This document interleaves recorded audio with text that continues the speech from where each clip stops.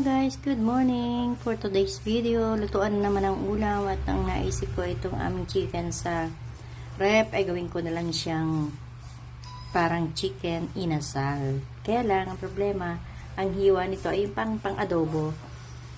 Hindi ko naalala na ipachop ko na lang ng pang inihaw. Pero okay lang, chicken din yan. At itong kawali na aking gagamitin ay pinag-alisan ng mantika. Hindi ko na inalis yung natitirang konting mantika. Pwede na yan. Malinis naman siya. So guys, ako ay mag-iihaw na. Iihawin ko lang siya dito sa kawali. Ito na guys, mainit na yung kawali natin. Nalagay ko na ang chicken. Alam niyo ba, ito dapat ay pantinola. Kaso, nakalimutan ko naman bumili ng pantinola na gusto ko kasi papaya or sayote. Lohit na lang natin. Masyadong malakas yung apoy. Hanggang sa mag-golden brown.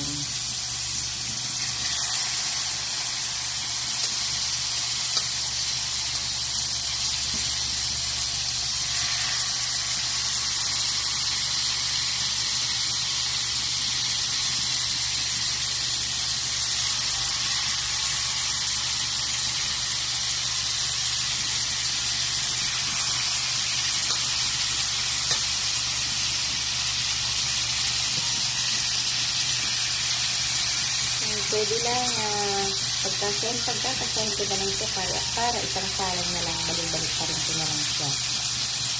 At itong pinagbabaran,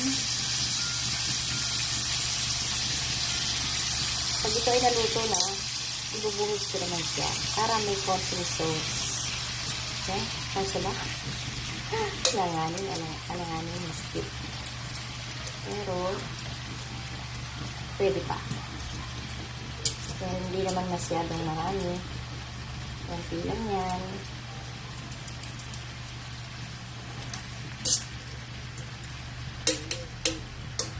Marami siyang bawang. Binabad ko lang siya sa toyo, konting suka, kalamansi, paminta, maraming paminta at bawang. Yun lang. Tapos sugar. Yun guys, medyo lalakas ko ng konti. Tama na yung konting-konti lang para hindi masya sunog. Okay, mamaya na ulit. Ayun guys, binabaliktad na natin. Medyo matutuyo-tuyo na yung pinaka-sauce niya. Mas kagandahan lang dito, sa ganito, sigurado kang lutong-luto ang chicken. Babalik-balik pa rin pa natin yan para siguradong lutong-luto.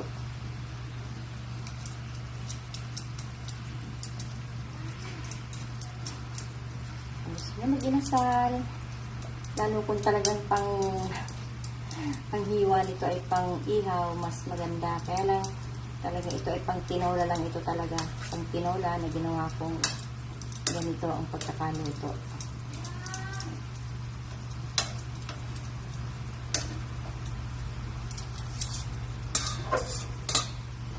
Dami ulit. Ito na siya guys, konti na lang, ano na siya, golden brown na. At konting-konti pa. Para ilagay natin itong sauce na pinagbabaran. So, ito, baliktad na ulit natin. Baliktad na lang. Konti na lang. Maganda kasi yung talagang lutong-luto na siya. Bago natin ilagay yung sauce.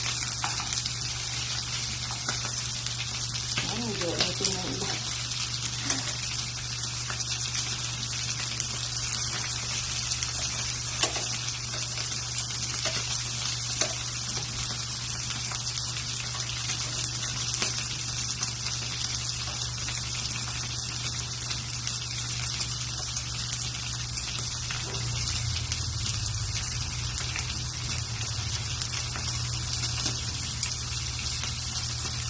Pwede natin ilagay.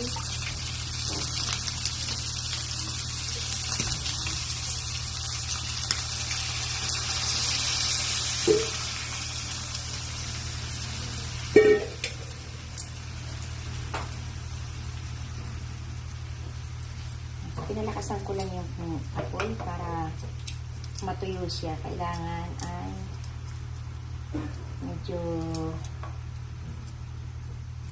yan, lalapot siya tapos magiging ano na siya, sauce na masarap.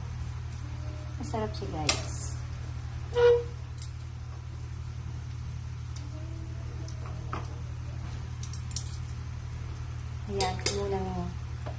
Hayaan ko na muna siyang matuyo. Ito na, guys, ang ating special na ulam. Special, ah. Halo ko na siya. At pwede ko na siyang hanguin. Masarap yan, guys. Tuyo na yung ano, yung aking nilagay na sauce. Ayan, at naging ano siya, naging na siya. Sayang naman yung konting sauce na pwedeng isabaw sa kanin. Ito lang ako, luto na siya. Super yummy na yan.